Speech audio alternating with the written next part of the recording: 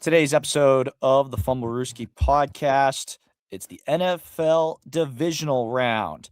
We take a look at the 4 games for this weekend and make our pick on who's going to come out on top. This is the Fumblerooski podcast. It may not have always showed it in the stat sheet, but you can see him making throws when he needs to make the throws. Back-to-back games where he has 3 touchdowns. Someone's got to get that 6 or 7 spot. He's an elite wide receiver as a rookie. Truly a lose-lose scenario for both sides. Welcome to the Fumblerooski podcast by Power 88 Radio and Secret Weapon Consulting. We got CJ Medeiros and we got Adam Wright in studio, and I'm Chris Costich. Glad for you to join us for today's Friday episode.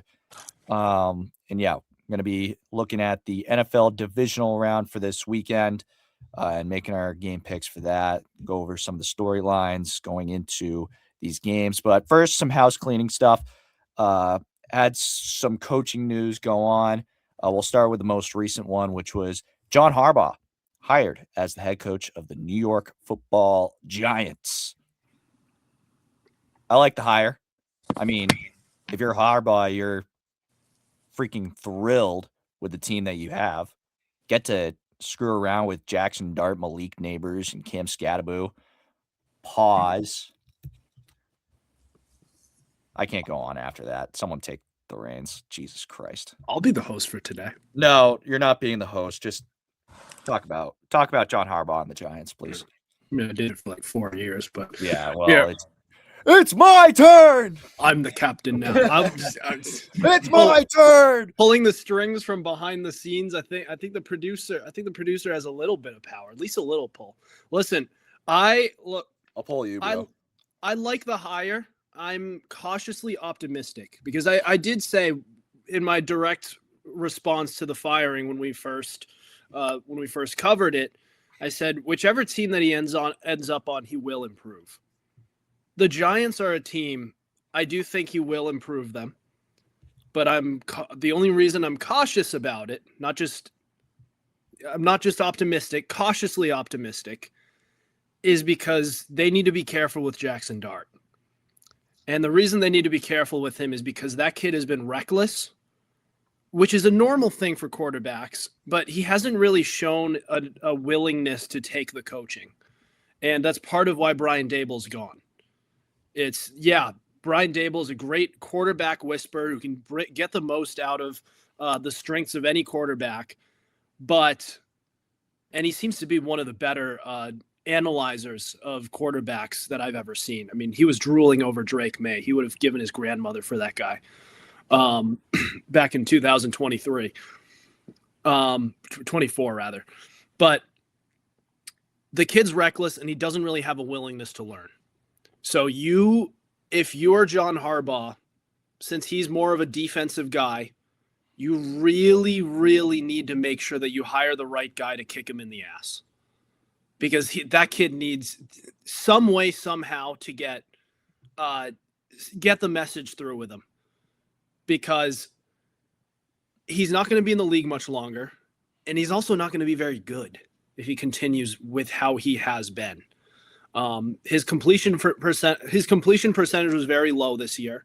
And all he did was want to just run. That's all he wanted to do. So there needs to be some discipline there. The kid has all the tools possible to succeed, but Harbaugh needs to be a real hard ass with this kid and really whip him into shape. Otherwise, the Giants are going nowhere. CJ. I'll second that. A lot of what derailed the Giants this season, of course, was injuries. Scattaboo went down. Malik Neighbors went down. Nobody could stay healthy. Of course, neither could Dart, but that was more so his own doing, if that makes sense. I do think Adam is correct here. And it's not, and much like him, it's not that I don't think Dart can't improve. He has to want to. You see, coming out of the draft, he was a backyard football kind of guy, just chuck it all over the field without a care, run around, all that, scramble, throw into double coverage. He's learning the hard way that in the NFL, you can't do that. And I think that was really exposed when they played New England where he was dancing on the sidelines and Christian Ellis took his head off, or when he was trying to slide out of the pocket and Harold Landry buried him in the turf. That was really the game where we were like, okay, Dart, calm down. And then after the game, he doubled down. He's like, no, we're not playing soccer, which, look, I love the attitude. Like, I love the toughness. But there's a fine line, I think, between toughness and just self-preservation. And much like Adam, Harbaugh is going to need to sit him down and say, yeah, you will not start if this is not going to fly. He has to be coached somewhat. So I can't hate that. But as for Harbaugh, I do think he's a guy who can come in and he can set a floor for the team, if that makes sense. I think he can, obviously they're not going to compete for a Super Bowl right away, but this is a good, he won a ring with Joe Flacco. He coached 2-time MVP in Lamar Jackson. He's won 13 playoff games. Granted, the success has eluded him as of late, but the Giants are one of those weird teams that I think is better than their record would indicate, at least when fully healthy. So when you get Neighbors and Scatterboo back, I want to see Harbaugh kind of, maybe keep Dart on a shorter leash, but open the playbook a bit, really let him gel with Neighbors. And, hey, they should be a good threat in the NFC East next year. I mean, maybe they're not going to win a division. Maybe not even go to the playoffs, but be one of those teams where it's like, all right, you can't look past them, At least not like this year. I think my prediction for the next 3 years, expect it to be like the first 3 years of Harbaugh in Baltimore. Sure. Because, it's kind of a similar situation as when he was in Baltimore. New QB, obviously Dart's going to be year 2, but newish QB. New QB, new head coach, offense that can be good, very good defense. I think that they can be competitive, competing for the NFC East, as CJ said, for the next 3 seasons. And probably go back to the old ways of the NFC East and not having a repeat winner for 20 freaking years. Old ways as in like last year. Yeah, literally. But if it wasn't for Commanders' injuries, I guarantee you they probably would have taken it. Oh, yeah. Eagles had a really bad year. All due respect. Yeah. To the 100%. Squawking Eagles, but yeah, respect. Other news in the AFC North, Mike Tomlin resigning as head coach of the Pittsburgh Steelers. We were expecting him to get fired, but, it's the Steelers and they can't fire anybody. So Tomlin decides he's going to resign. Basically, the big thing about this and this whole thing is, the Steelers, if Tomlin wants to coach anywhere else, Steelers have to trade him. So that's the big thing, which Tomlin basically just gave his team an out, which good on him. He's been around for almost 20 years it was 20 years. And on top of that too, it sounds like Tomlin's going to be taking the Sean Payton route, which is take a break from coaching altogether. So don't know when the next time we'll see Tomlin is, but truly an end of an era for the Steelers, and should be interesting to see what they end up doing for their coaching search for this offseason. I'm interested in both sides, because on one hand, the Steelers do need a new head coach, and they need let's be real, they need to new everything. I mean, everywhere you look, that team is aging like milk. And it's getting worse. So I will say we've dumped on Mike Tomlin for being the mid coach, the guy who's held that record of 9-8 or better. But look at what they've had to work with lately. So I will give him a little feather in his cap that he's been able to continue with what he's been given. I mean, I don't know what kind of a say he's had in the personnel as far as what's on the field, but I will give him a little credit there. And when he did have the toys to really compete, when he had prime Ben Roethlisberger, when he had Antonio Brown, not psychotic, Le'Veon Bell before holding out that 1 year, when he had the talent around him, they were winning games and competing with the Patriots, as good as you can be without being Peyton Manning. If I'm Tomlin, I'm kind of excited to see what options there are out there. And I would be looking at the Bills and saying, how committed are you to Sean McDermott if you're out? If they make it to the AFC Championship or further, I don't see them moving on from Sean McDermott. But I think Mike Tomlin's much better of a head coach. I think he hasn't been given much to work with. Let's say in a world, and I'm building a bit of a steel man here, the Bills decide to fire Sean McDermott. They bring in Mike Tomlin, and they reload with weapons, trading for A.J. Brown. This is a bit of a steel man, but they would automatically probably win that division again. And, I mean, who's beating them right now? The Chiefs are going through a bit of a reload process right now. The Bengals look incompetent with Joe Burrow. The Ravens are going through a little bit of something themselves. If the Bills made that hiring change and they bring in A.J. Brown or just some other number one receiver, they're back. They're back, and I might have them as a slam dunk favorite to go to the Super Bowl next year. And here I'm saying that as they have a chance that they could do it this year, but they're kind of limping there. They would become a juggernaut again if they got that. So, just saying. CJ? Oh, this is a very weird scenario because I think Tomlin, it's like, oh, Mr. 9-8, Mr. 10-7. He is a good coach, I think he's a very good coach, but the thing is, obviously he stepped down as head coach, but I kind of view it as like, when they say mutual parting of ways. It's like when the organization sits you down and says, your ass is out one way or another. Do you want it to be on your own accord or do you want to be dragged out? That's more or less how I view this. It might not be, we don't know for certain, but that's like 9 out of 10 times usually how these things go. It happened with like Bill Belichick and so on, and Harbaugh and all the others. So, we don't know. That's usually how it happens. It might not be, but he's still under contract, meaning a team would have to trade for him, which is definitely an important wrinkle here.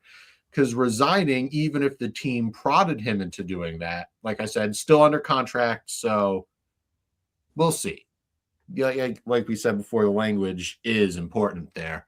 So for him, I could see him going to TV for a year because he's got I find him very funny. The Tomlinisms are always funny. I'm not a Steelers fan, but they did make me chuckle. So I could definitely see him going to maybe replacing Terry Bradshaw on Fox Sports or something like that.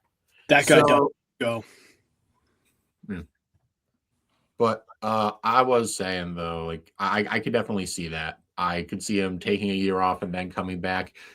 Because say what you will about him, I think there is a place in the NFL for him. No, I know there's a place in the NFL for him. But when you look at the Steelers, I'm not trying to start a debate, but it is worth noting that he had almost full roster autonomy, especially when it came to the draft and free agency. Many Pittsburgh people reported it. I had seen it myself. So, he buys the groceries, he cooks the meal. That's kind of his thing. So this roster, dude, come on.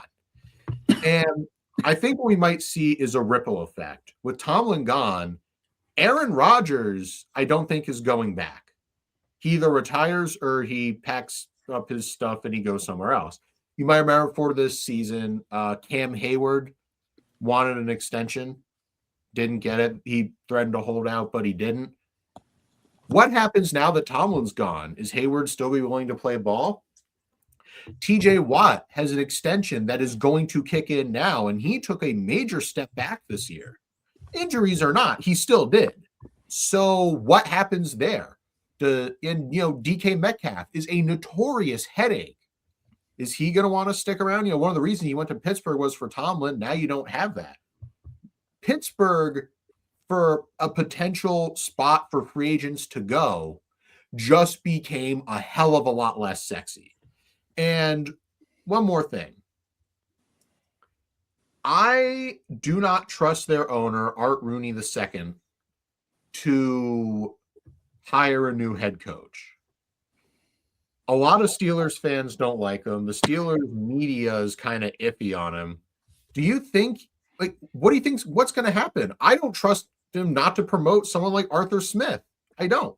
Or he's probably going to go for a retread like McCarthy. I don't know. I think things in Pittsburgh are about to get worse before they get better, but they kind of need to as well. Well, either way, they're going to be looking for their fourth coach since 1969. So I say that the Rooneys are pretty good at finding coaches in general. Art Rooney, the second, has not been proven. Well, we're going to want to pick up the pace a little bit. But yeah, because we also have a couple other things. Another coach getting the can. Kevin Patullo out as offensive coordinator for the Eagles. Comes as no surprise. But it did seem like at first that he was going to be sticking around because of the comments that Nick Sirianni had and made. But now he's out as OC, and probably for the best, because turns out that all the shit that we've heard about A.J. Brown, the Eagles this season, was coming from Kevin Patullo himself. So they got the rat out of the building.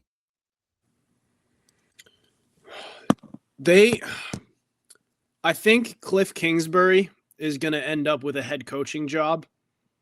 But if not, the Eagles should go after him. That just feels like the perfect fit for them. With a run-first scheme, Cliff Kingsbury loves his run-heavy offenses. He did the same. He did it in Arizona. He did the same stuff over there in Washington. I think he would do great as the Eagles OC. It's just a matter of whether or not he's taking any other offseason. I feel like Cliff Kingsbury would have to settle for OC, but with the head coaching candidates being so slim, I see him being a head coach. But they should look at it. It's an option. Also, Mike McDaniel. I was just about to say McDaniel. I feel like that has to be. I know that Mike Warrenby over at Squawking Eagles is saying no, but I mean, like, he's got a good offense. He would actually have Jalen Hurts run the damn ball. Because like he didn't do that a ton this year, and the Eagles tend to be at their best when Hurts is actually running it. But CJ, what would your pick be if you were the Eagles? Honestly, I would go with Cliff Kingsbury just to spite the Commanders, and I think he's a good OC. I thought it was, sorry to cut you off. I thought it was interesting that Adam had said Kingsbury to start off with, but now I'm seeing it more and more of like, yeah, like go fuck yourself type of thing. Yeah, Patullo is expected to explore other opportunities, but apparently, according to Nick Sirianni, the door is left open for him to stay in Philly in a lesser role. So we'll see what happens. I personally wouldn't. After that news came out that he was the one leaking all that stuff to the press, he shouldn't hold the job again. So basically, whenever the heat's on him, he just leaks internal drama. Like that is a bitch move. That's really all that is. And as for Philly, well, yeah, it's about time they got rid of him, is all. Like that's pretty much it. Like this was the right choice. And honest to God, I think this was a Howie Roseman decision because Sirianni did not want to fire him. Oh yeah. So, but if you're going to bring in a new offensive coordinator, for the love of God, let Howie Roseman do it because it has now been proven Sirianni cannot be left to his own devices. Yeah. Be careful of that because arranged marriages can be very hit or miss. What? I said arranged marriages can be hit or miss. If the GM is picking the coordinator for the head coach. Well, he picked Vic Fangio and Kellen Moore. So I'm just We're also talking about goddamn Howie Roseman. I mean, let's be real here. He's gonna pick the perfect guy if it ends up being his choice. I know. It's just he also brought head coaches tend to be very territorial, and if they don't like the guy and they don't get along with him, then that could cause some problems. I get it. But he brought in Steichen and Gannon, and he brought in Moore and Fangio. The ones that didn't work were Sirianni hires. So I mean, I'm not gonna lie, man. That's we should probably move on to the next part of the show just because we're already at almost 20 minutes. Yeah. We'll get to that part. Real quick, Dante Moore announcing he is staying at Oregon for one more season. So if you're the Jets, get fucked. That's my take on it. It's a great. It's a great choice for him. I just didn't think he was ready for the big.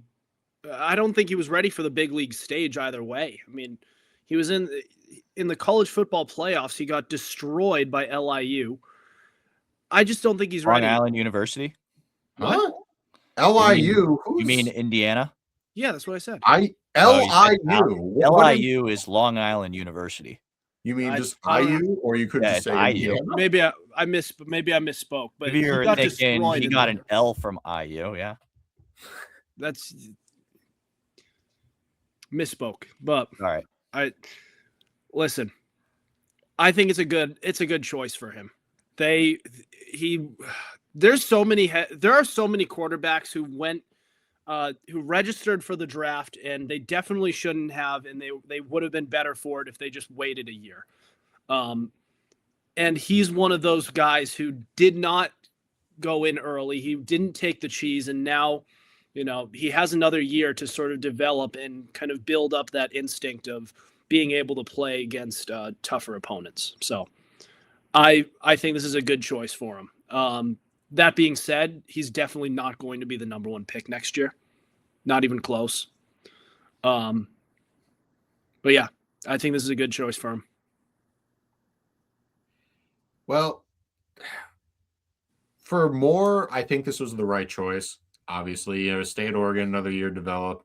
Whether you're the number one pick next year, depends on how the other guys do. I know everybody's saying it should be Arch Manning, but we'll see if his turnaround at the end of Texas season was actually real. But as for the Jets, I'm going to say the nicest way I possibly can. No, you're screwed. Like, what are you going to do now? This is one of those weird drafts where the talent isn't the best. So I genuinely see no difference between picking at 2 and picking at 10. So, and there's really no blue chip prospects in this draft outside Caleb Downs, but he's a safety. So they don't really get valued that high. So unless you want to take Arvell Reese at 2, then be my guest. But I don't know. This is just a horrible situation. And there's really nobody worth trading up for. So trading back's not an option. I mean, maybe you grab Ty Simpson with the other first round pick, but this is probably the Jets' nightmare scenario happening in real time. I mean, the Jets are in the middle of a teardown. So it seems like this is going to get worse before it gets better. Oh yeah. And I think the past few quarterback drafts have proven that taking a quarterback just because you need a quarterback is not a good idea. If the Jets took Dante Moore, that kid wasn't ready anyways. So if anything, that's a good thing for the Jets. He wasn't ready, and it seems like it's a poison. It's such a cancer within the league. As far as drafting goes, that if a team needs a quarterback and there's a consensus number 1 or top 5 pick, they're going to take him if he's there, which is stupid because if the kid can't play, he can't play. Go find another player at a different position and then wait until that quarterback draft like 2024 and find your guy. But it's become such a problem in the NFL. And teams are wasting a pick, using 3 years trying to develop him, learning he can't play, and then doing it again, and you're wasting all this time. It's like you wonder why some of these bottomed out teams stay at the bottom, but they're wasting picks on quarterbacks who they know can't play. It's kind of stupid. I'll expand on that too. I mean, if you're the Jets at this point, you build for that quarterback. You build what you have because. You're probably going to be here next year anyway. They still have a fuck ton of picks throughout the next couple of years. So I'm not saying that you're wrong about your take and that the Jets are fucked. They just have to. They were anyway. They're fucked anyways because of what they have. It just means they have to pivot. That's all. Yeah, but is there anyone really worth taking it to, is my point in this draft? There's not, and I will go to war with anyone who says otherwise. I will maintain there's not a difference between picking at 2 and 10. It's one of those weird classes. Don't they have 2 first-round picks, though? Yeah. They do. They could use that second overall pick to at least trade back if somebody would be willing to take it. So, again, if you don't want that quarterback, which it looks like if it's not Fernando Mendoza, it's going to be nobody, then just trade back, and maybe someone who really needs that elite edge rusher is going to trade up, something like that. This is also the Jets, and that's smart. So, the only other possibility is maybe Ty Simpson, but you can't reach for him at 2. They'd have to take him with their other first-round pick. He's the only other quarterback who could go in the first round, but even still, I have my doubts about him. We'll get full-fledged into draft season when we get there, and CJ we'll be able to talk plenty about all that once we get there. We're going to take a quick break. When we come back, we'll get into our NFL Divisional Round preview. This is the Fumblerooski podcast. It may not have always showed it in the stat sheet, but you can see him making throws when he needs to make the throws. Back-to-back games where he has 3 touchdowns. Someone's got to get that 6 or 7 spot. He's an elite wide receiver as a rookie. Truly a lose-lose scenario for both sides. Welcome back to the Fumblerooski podcast. Let's get into the divisional round. Start with the first game of the weekend. The Bills and the Broncos. This matchup opened up as Bills as 1.5 point favorites, but now it's the Broncos favored by 1.5 at home. Over unders 45.5.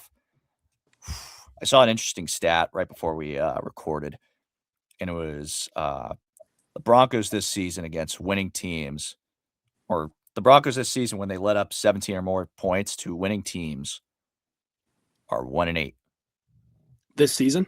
Yep. You want to? Did they face 9 winning teams this year? 1-8. I definitely butchered that stat. Hold on a second.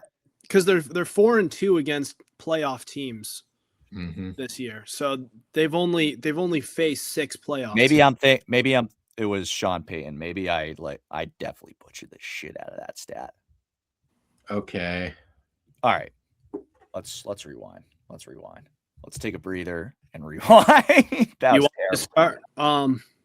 Look. Well, and it was a lie too, because the Jaguars put up 34 and won. So, all right, let's rewind. I've had 2 bad moments now on the show today. This is rough. The Jaguars put up 34 and the Broncos lost. So yes. Now, if anything, that would help your probably butchered statistic. Yeah. I mean, they haven't allowed more than 17 points many times this season. The few times, of course, being like against the Giants, against the Cowboys, shit like that, because those games were high-scoring affairs. But this game, I mean, Broncos are at home field advantage, always tough to play in Denver. The Bills, they were able to face their road playoff demons and beat the Jaguars last year. Josh Allen carrying the team on his back. Curious how healthy Josh Allen is, how much he's recovering from getting beat to shit against Jacksonville. And, well, I mean, if the Jacksonville game is showing us anything, it's probably a precursor of what's to come for Denver, because Denver is a much better defense than the Jaguars defense. But Josh Allen's still going to be carrying the team on his back. Fellas, what do we think? So I was earlier in the season, I was terrified of going to Denver as a Patriots fan, and I still kind of am.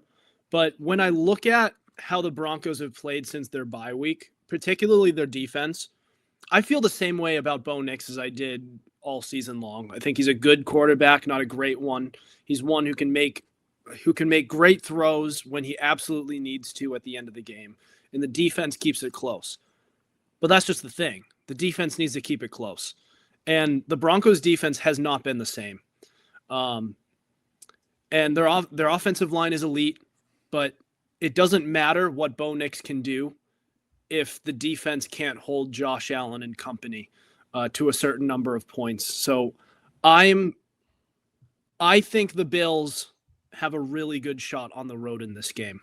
If there's any quarterback who can go on the road for an entire postseason against this particular AFC playoff picture, it's Josh Allen's Bills. He's the most seasoned quarterback as far as playoff experience goes in this entire playoff picture. And I give the Bills the best shot to take this one. It's better team versus better quarterback. Most of the time, the better quarterback wins. All right, I found the stat. This is the correct stat. Here right we go. All right. Bo Nix in his first 2 seasons, 1-8 versus winning teams that score more than 17 points. Wasn't this season. We're talking Bo Nix through the first 2 seasons. That's what it was. And the Bills have scored 17 points in 14 out of their 17 regular season games this season. The Packers, though, that was correct. That was their one win against a team that has scored more, winning team that has scored 17 or more points. CJ. For some reason, I can see this game being a slog. Or it's going to be one of those games where the Bills don't wake up until the second half, and then Josh Allen, once again dances through the raindrops to deliver his wholly undeserving coach a win. Which has happened many times. Yeah, but the same thing. Now, and don't get me wrong. Well, the Bills are incredibly shaky, and they're very much dance through the raindrops kind of team. So is Denver. Denver probably more so. I mean, I don't know anybody who would rather face Josh Allen than Bo Nix. I mean, Denver's got a better defense, yeah, but they're eerily similar to last year's Chiefs team, where a lot of their wins are just ugly, cardiac, down to the wire nail biters, where it's like, all right, like, that the defense is ferocious, but the offense just doesn't scare you at all. And Bo Nix, where you see him create, do these clutch comebacks, like everyone's like, oh, hey, look at these cool throws for Bo Nix. Like, yeah, against garbage defenses, against garbage teams, can you come back against like the Bills? What really changed my perception of the Broncos was the Jaguars game. The Jaguars marched into Mile High and beat Denver by 2 scores. The thing is, though, the Jags, I think, is Lawrence better than Allen? No. But is the team around him better? Arguably, yes. So I think this is going to be a weird game. I think it's going to be ugly until like the second half, where then both teams start going back and forth. But if there's one thing Josh Allen can do, it's play hero ball. And he hasn't been burned yet. The raindrops haven't got him yet. I think he kind of lucks his way into another win. Should Denver just bad luck themselves to another loss, depending on how you want to look at it. These are 2 incredibly just odd teams to look at. I like Buffalo here just because of Allen's experience alone. Let's be clear, as far as the Denver goes, their defense is good, but it's not as good as it was in the first half of the season. That defense has faded out so much. And I will tell you that, it's not that anyone fears the Broncos. Like, they don't fear Bo Nix. When they say they feared going into Denver, they fear that whole team, that team as a whole. And the place, the head coach, the quarterback who can make throws if the game is close, the defense who can keep the game close. But how is Bo Nix going to make the right throws if the game isn't close? So that's where I'm saying, yeah, I liked him earlier, but not feeling it anymore. Yeah, I feel like I've kind of hopped off the Bo train at this point. Like, I still like him, but just something about like just the way that this season has gone has been like, we're really considering him top 10. Like, I just don't see it. And honestly, like, if this gets into a shootout, I don't think that Denver's going to be able to keep up with Buffalo. Because most of these wins that they've had have been groggy, low-scoring affairs. The Bills don't tend to do well with those games. So I could see if it's a shootout, Bills win. If it's not a shootout, Broncos. But I'm going to lean for the pick's sake, I'm going to go Bills. Isn't it so weird, too, that that's what they do well in is the shootouts? Yeah. Usually it's the other way around. If you get into a shootout, if you get into a shootout all the time, usually you lose. but the Bills are weirdly really good at winning those games. So, yeah. I think the only other thing really, if you're Buffalo, is just the amount of injuries that you're dealing with, and how is that going to affect you really? And also down a wide receiver again, because Gabe Davis tore the shit out of his knee in that Jacksonville game. yeah. Anything else that we want to touch on from this game? I feel like we touched on it. This is going to be a big one. Yeah, this is pretty much it. Oh, have you guys seen the memes of Haley Steinfeld being a Broncos fan? Oh yeah, I have seen those. It's awesome. There's also her wearing a Seahawks jersey too. It's great. And all the Broncos fans flaunting it, they don't realize they're acting like the ex-girlfriend who got dumped. Yeah. Facts. Night game, 8 p.m. Saturday night, Seahawks, 49ers. 49ers beat to hell without George Kittle. Seahawks are 7-point favorites at home. Over-unders 44.5. I think Week 18 was pretty much a precursor of what this game is going to be. I mean, credit Kyle Shanahan, credit to the entire team for getting here with all the adversity, all the bullshit they've had to go through. But the buck stops here. And the biggest thing for me is that the Seahawks have shown that even with Sam Darnold's worst game, they will find a way to win. So, yeah, is Sam Darnold going to need to perform still? Yeah, he's still going to need to perform. But I think that with the Seahawks, especially from Week 18, they're going to really attack on the ground game again.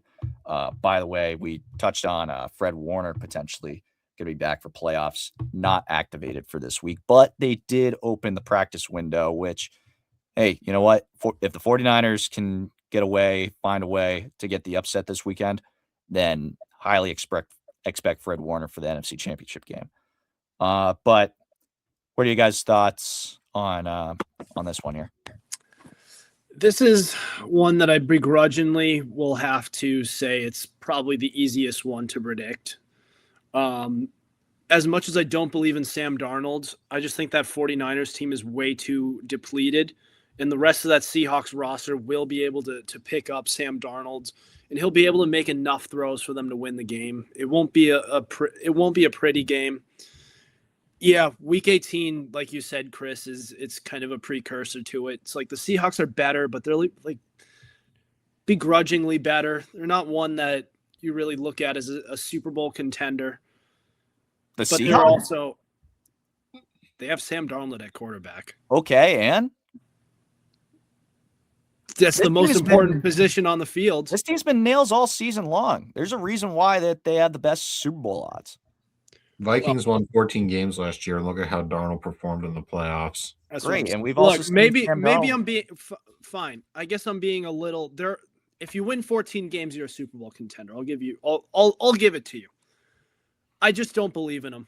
They should win a Super Bowl because that's what the expectations should always be. But I don't believe in Sam Darnold, and I begrudgingly believe that they're going to make it to the NFC Championship game.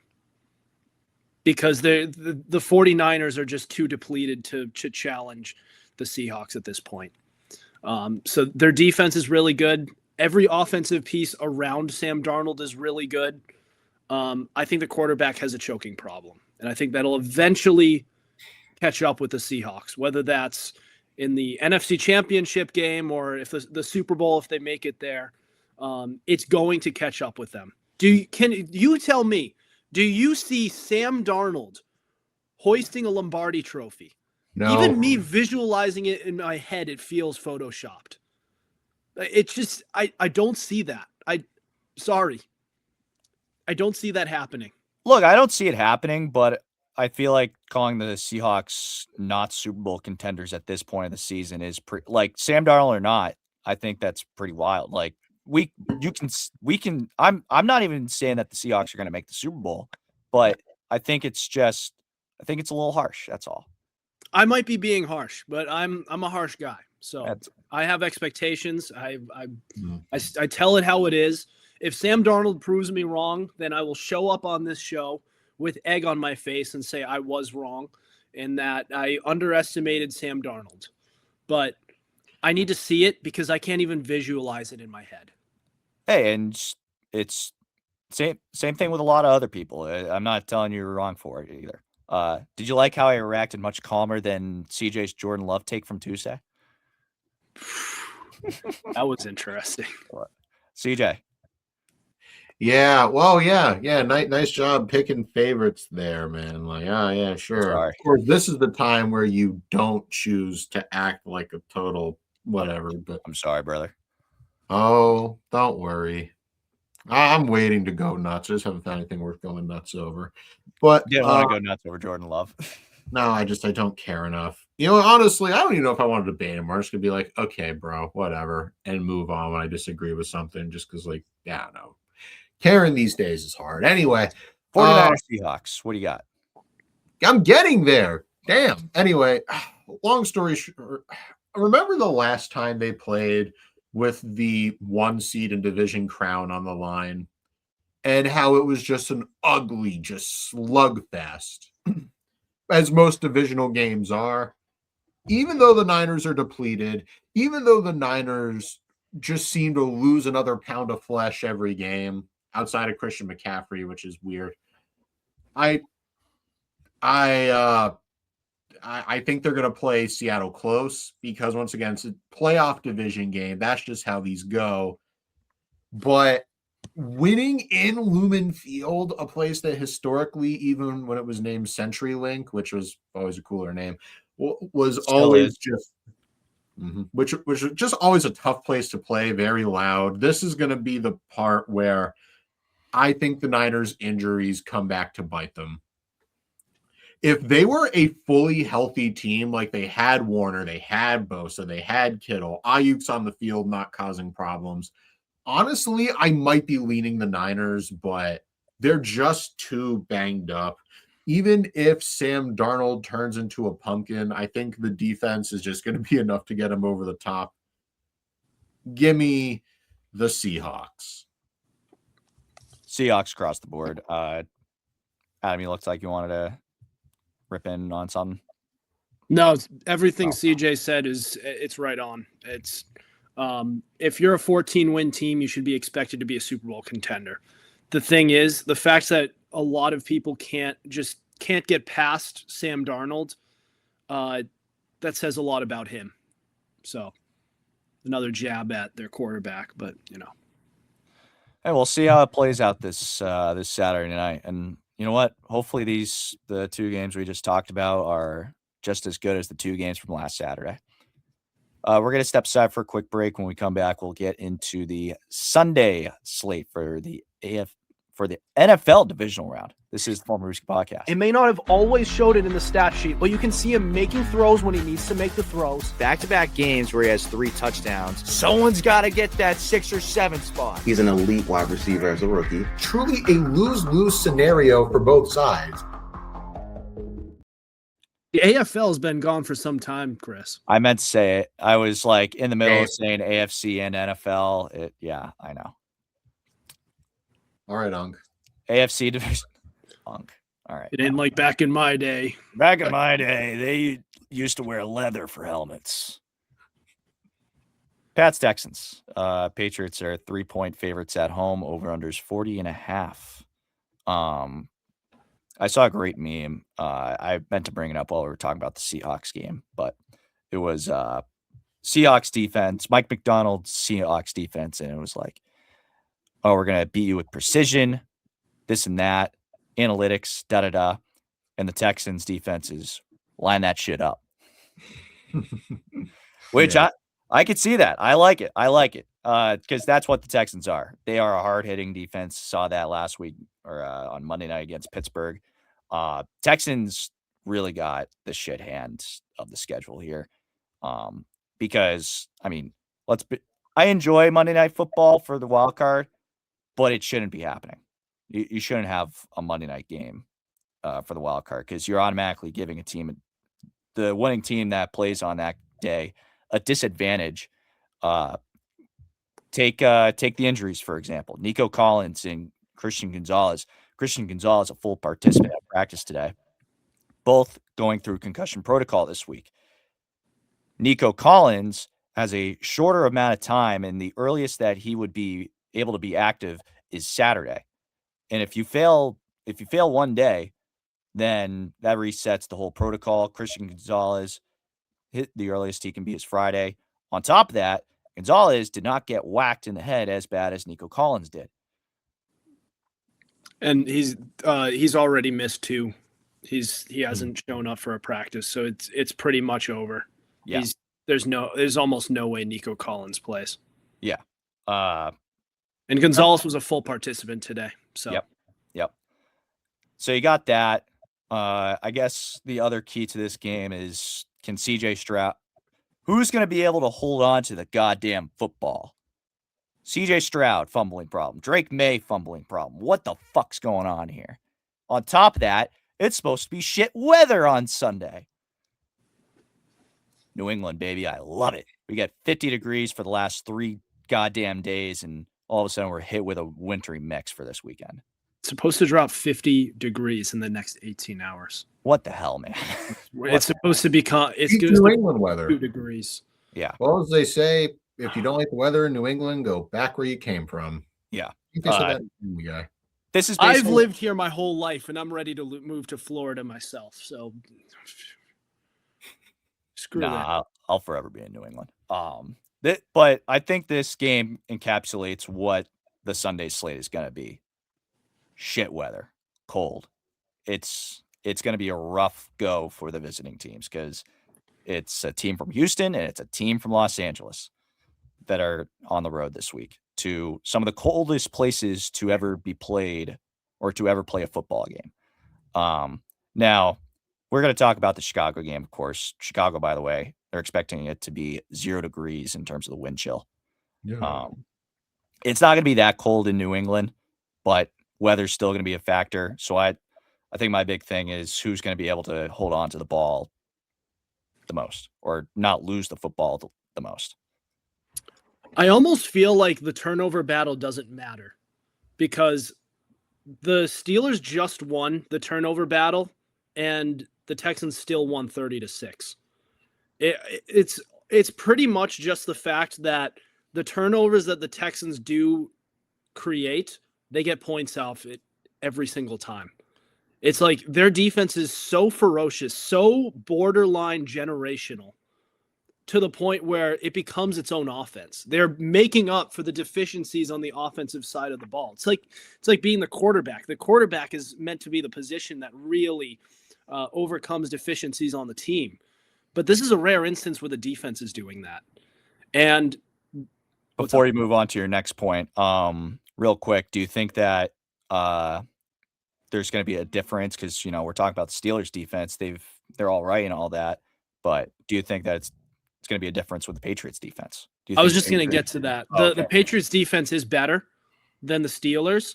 So the matchup is very interesting. What it's going to become is a middling quarterback against a very good to solid defense against an elite quarterback versus, an elite defense. Who wins? That's going to be very interesting. And since the game is played in New England, a dome team is going to another cold weather environment for the second week in a row. And defense does travel, but that's going to be a very, very interesting matchup, and this is going to become a rock fight. It's going to come down to not necessarily the turnover battle, but not allowing, not handing the other team points.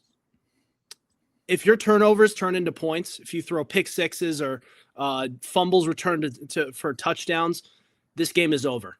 Because I think if Drake May can just hold on to the football, not turn it over, not give points, they win the game. You should expect the Patriots to win this game regardless. The Texans are too one-dimensional. However, I am feeling more and more uneasy about this game the closer we get to it, just because that defense is so good. And this does match the formula of past playoff teams that have beaten the Patriots in the past during their dynasty days. Teams with a lesser quarterback, ferocious defense, though, and a really good, fearless coaching mind to head in and really punch New England in the mouth. This is the type of team that used to beat them. That being said, you should still expect to win in the same way that you expected to win those games too. So this will be an interesting one. It's going to be a scary one. Probably the toughest test New England has had yet. I'm very excited for this game. Very excited. CJ? Oh, I kind of feel like Adam here, man. Like the closer we get, I'm just like, oh God. And look, I want to, I hate to admit it, but Drake May low-key has a fumbling problem. And I'm not going to lie. Are the fumbles his fault? No, not really. Because he's getting blindside shots. And it's one of those things where if the Patriots were a little older and a little wiser, especially on like the offensive side of the line with like Will Campbell and Jared Wilson, I wouldn't be as concerned because I think there's Campbell, Wilson is solid. I think he's better as a center, but Campbell's been very good, but they're still rookies. And that I think is going to be the difference maker. When Drake May, of course, he's going to fumble the ball when he's just taking blindside shot after blindside shot. And he also threw a pick. This was against the Chargers, but obviously not his fault. It was a tip drill that resulted in a circus catch. Well, that's how a lot of his turnovers are. A lot of his fumbles have just been him getting blindside shots. Many, not most, but many of his picks have just been tip drills. But at the end of the day, where on the stat sheet does it say, but it wasn't his fault? It doesn't. So that's pretty much the problem. This is a game where if you're the receiver, right, Diggs or whoever, and May hits you in the numbers, then and you pop it up into the air, Houston's just going to snatch that ball out of the air. The defense is going to be teeing off on him every time. And May, I love you, but you got to hold on to the ball. Yeah, your fumbles really aren't your fault when your young line's just, getting their inexperience exposed. But you got to be better than that. And yeah. Sorry. No. Go ahead. I'm sure this will be very enlightening. Yeah. So what needs to happen really is, the problem is this Houston defense is swarming because they dominate the flat and the backfield. And the issue that came in the Steelers game is that they had way too much going under center, or rather way too much shotgun, not enough 9-step drops. And I think they need to do a little more of that because the Texans seem to be very vulnerable is allowing quarterback scrambles and deep shots. They have a tendency to, on the second level, allow that play, whether it's over the middle on the intermediate route or on a deep shot.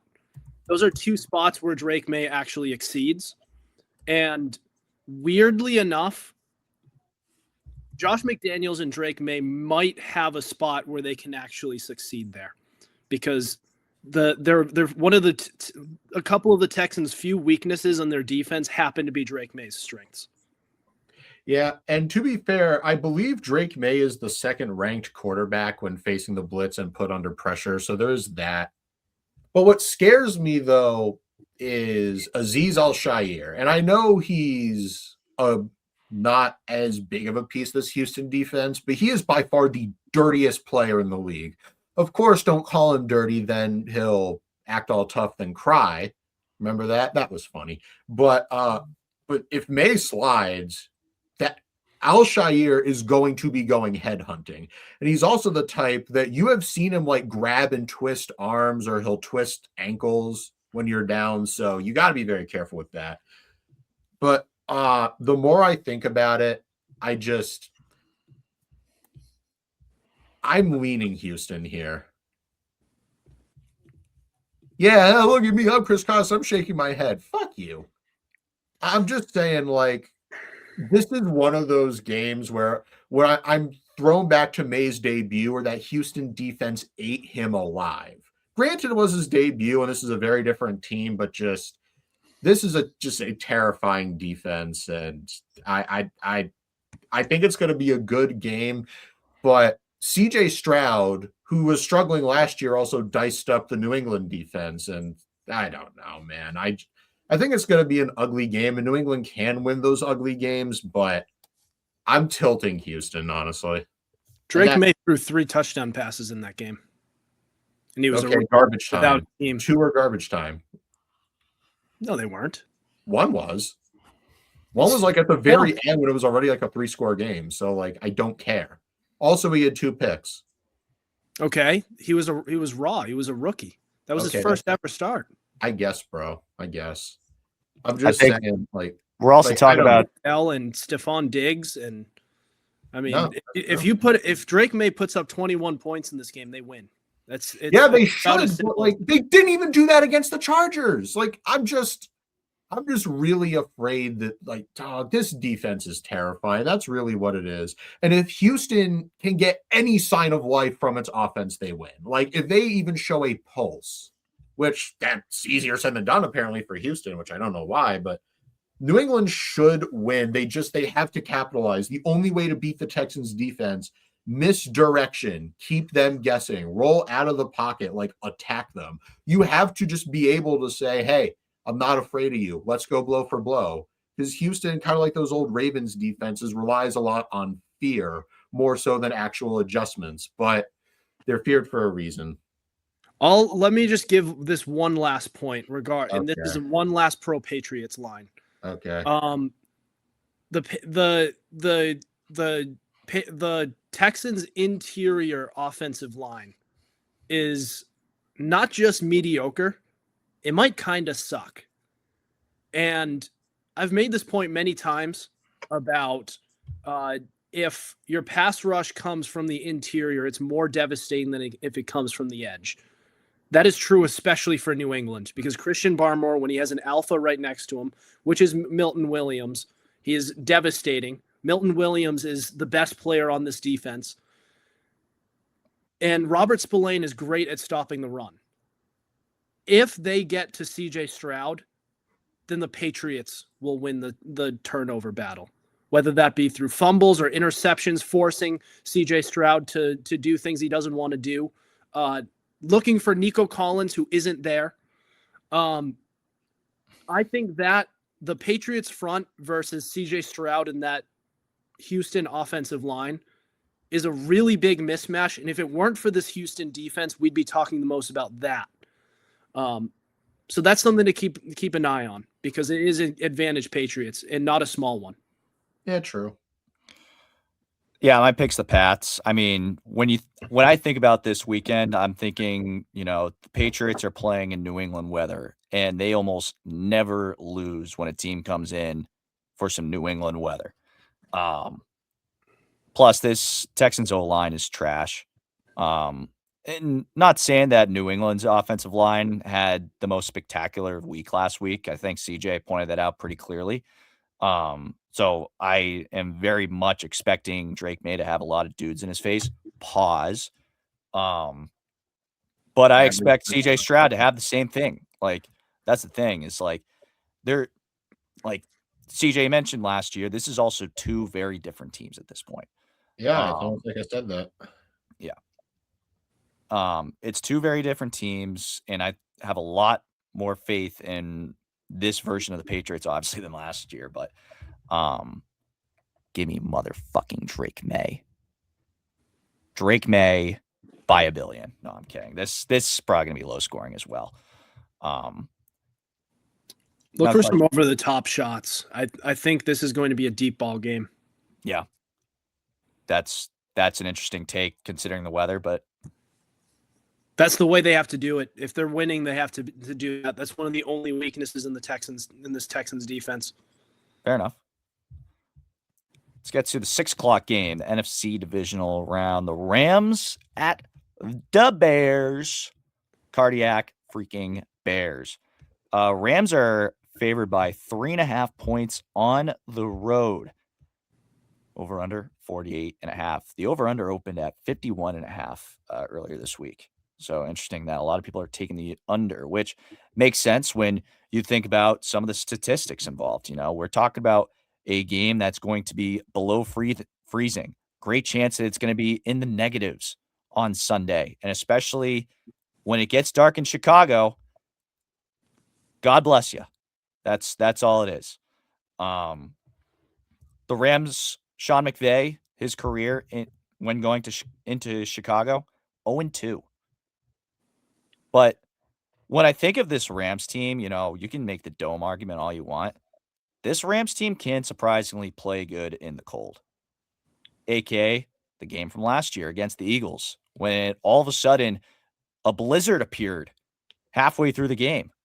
And the Rams offense slowed down. No, they ended up almost completing a comeback against the Eagles. So I don't think the weather is going to play, the cold is going to play too much of a fact. I mean, it's probably going to slow down their offense because it's going to be 0 fucking degrees. But is it going to be enough where the Bears defense can stop them?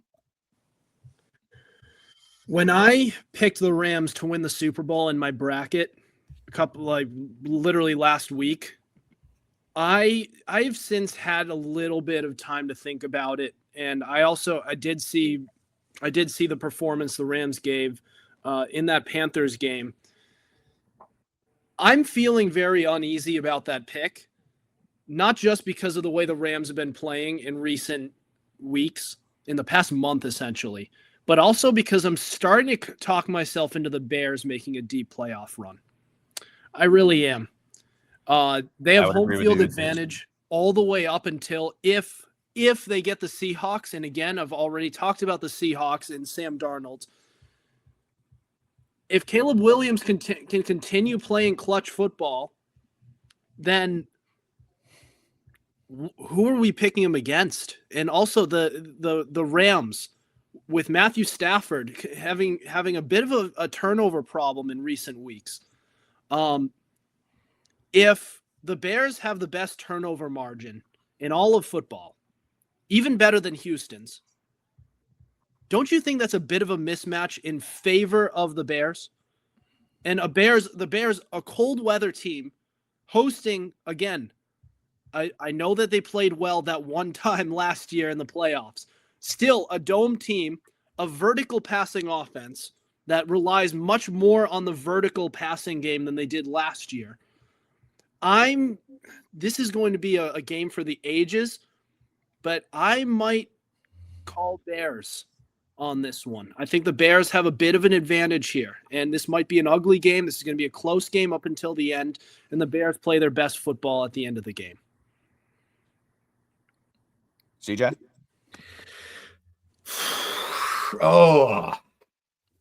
Vertical passing offenses and like these air raid teams tend not to do well in the cold.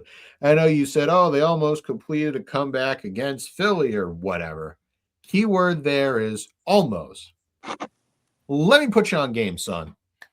Matthew Stafford, in his last 10 outdoor games in the rain and the snow, has a 1-9 record, 16 touchdowns, and 11 interceptions. Hey, you did read the tweet I sent. Mm-hmm. This is stats from Adam Wright, by the way. Let's all give him props for this. And the Rams themselves, last 10 games in Chicago alone, 2-8 record, negative 109-point differential. So moving on to the forecast for Sunday afternoon in Chicago is 20 degrees, 18-mile-an-hour wind gusts, and a 55% chance of snow. Chris himself even said with wind chill, we're looking at a 0 on the old thermometer. Potentially. Ooh, yes. But still, no, you're right. So that's all well and good, but I have some news for the Bears. You cannot start out slow because the Rams are not a team that gets up big and then takes their foot off the gas. The Rams are a team that keeps their foot on your neck until the clock hits zeros. You will not come back against them. It's not like Green Bay where they just where they just like went flat because they started playing conservative. They went with runs up the gut and dinks and dunks. That's not what the Rams do. If the Rams get up that lead, you might be able to get a few touchdowns, but the Rams won't play conservative. If you want to win this game, you're going to have to start out hot, and that's what I think they do. I got the Bears winning. I don't know if it's an upset or not, but it feels like an upset just because the Rams are more established. Yeah, no, I would agree with that. And obviously the betting line is currently giving the Rams as the favorites right now. I'm taking the Bears. Part of me is kind of fantasizing about Drake May and Caleb Williams in the Super Bowl. Bears Patriots, little Super Bowl 20 rematch. But yeah, when you look at the statistics, as CJ mentioned, the cold in Chicago, it's hard not to pick the Bears. It really isn't. And on top of that, too, the Rams defense, pretty overrated. They have been shit this back half of the season. Even look at the game against Carolina, but let up 30 again. Now, I will say that if the Rams are at 30 by the third quarter with a slow start from the Bears, I don't think that they'd be able to make a fourth quarter comeback out of it. But it's the cardiac Bears we're talking about. I mean, we've seen Caleb Williams do it so many times before that I do believe that if the Rams get to 30 in the third quarter and are up multiple scores, up big, then it's over. But if the Bears can keep them around where the Packers were last Saturday night, I think the Bears are going to pull away with a win. Let me also I just want to say for the record, I do want the Rams in the Super Bowl. I think the best Super Bowl for the league, I think, would be a Rams-Patriots Super Bowl again. And I know people would be saying, well, why would we want a third one of these? But I'm just looking at the storylines. You've already had talking heads for the past month going back and forth between Rams and Patriots on whether or not their quarterback is the MVP. Having these two meet and be able to prove which one is the rightful MVP in a winner-take-all game would be maybe the best thing for the sport in a very long time. Sign me up for that. The young kid trying to prove his worth versus the veteran who's just looking to eke out one last hurrah before he ends his career. That would be football. So I picked them because I thought they would go, but now I'm starting to feel uneasy because the Rams are starting to come apart at the seams. But I do hope they make it because that would be fun. I'm going to counter on you. I think the real people's Super Bowl here is at this point of the playoffs is Bills Bears. I think that's the real people's Super Bowl right now. Explain. Well, the Bills haven't won a Super Bowl ever in franchise history. You mentioned, we can talk about the 4 straight Super Bowls that they went to and lost. That's a story. Yep. The Bears, I mean, it's the motherfucking Bears. They haven't won a ring since 85 with that historic team.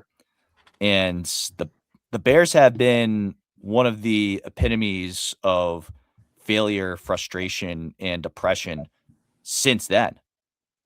So it would kind of turn into sort of in 2003 when in Major League Baseball, when the Red Sox and Cubs were thought to be able to make it to face each other in the World Series, and one of them was going to end their drought, kind of that kind of thing. Yeah, funny you mentioned the Cubs too, another Chicago team.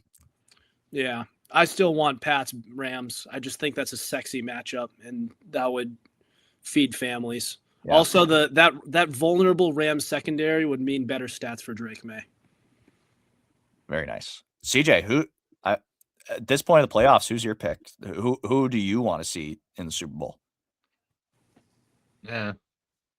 Ideally New England, but if they lose, I feel like that could really, screw it up because most quarterbacks don't go back if they lose. unless like I think John Elway and Jalen Hurts did it, but those are the exceptions, not the rule. Ideally, I'd like New England Rams would be cool, but I don't know. I don't think New England's at a point where they could win the Super Bowl, so I low-key don't want them there. Okay, so who do you want is New England, LA, or the Super Bowl that you want to see?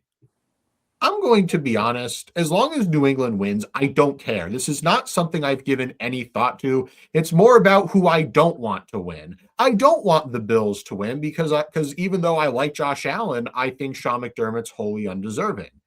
I really don't want Denver to win just because really Bo Nix. I don't want the Bears to win because there are some people that think Caleb Williams is better than Drake May, even though he's in a situation. Abby can Roy Rise all you want. I don't care what you think. Actually, no, I actually do. Your opinion actually matters a lot to me, unironically.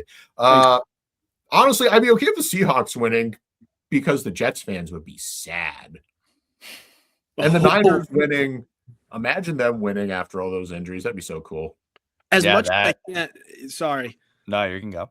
As much as I can't imagine Sam Darnold winning a Super Bowl, seeing him win it, I would be happy for him. I don't hate him. I just don't think he can play. So anyone saying I'm hating, I'm just telling it how it is. That would be really cool. And also the Jets on the same year they tear their roster down, their old quarterback they drafted, and winning the Super Bowl and maybe Super Bowl MVP would just be so hilarious to me. Like that's just another chapter in their torture history. If somehow the Seahawks win the Super Bowl and Darnold hoists Lombardi, the city/town of East Rutherford, New Jersey will simply cease to exist. It will just fall into a chasm, never to be seen again. Like it's like nothing ever happened there. Like it won't exist anymore because they will just be that despondent. All right. That is all the scheduled content that we have for you today. Anything else that we want to touch on before we end the show? Think we hit on everything?